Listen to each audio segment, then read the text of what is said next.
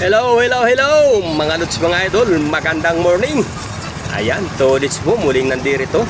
At for today's video, maglilinis tayo ng generator seat mga lods. Ayan nga, kita nyo naman, handang-handa na, ready na. At si Tulits naman, ito, nagtitimba tayo ng tubig galing sa puso na siya naman gagamitin ng kasama natin para may pressurize wash. Yung atin po naman generator mga lods, ayan.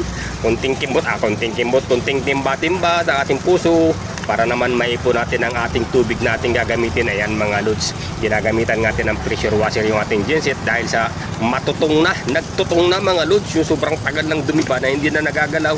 Kaya kailangan gamitin na ng pressurized water. Ayan.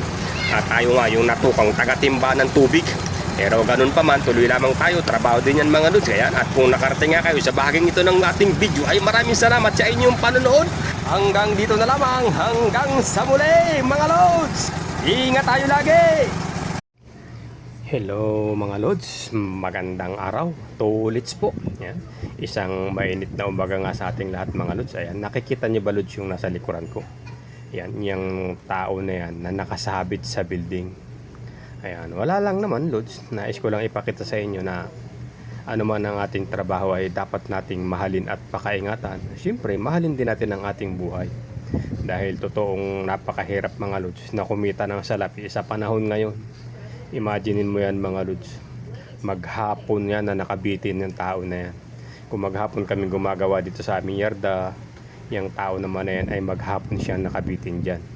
Dala lahat ng kanyang pangangailangan, tubig, pagkain, nang sa ganun hindi na siya aakyat at bababa ulit.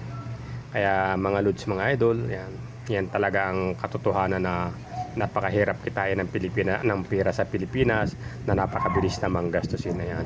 Kung nakarating kayo lods sa bahaging ito ng video ay salamat naman sa inyong panonood. Pa-like and share na lamang.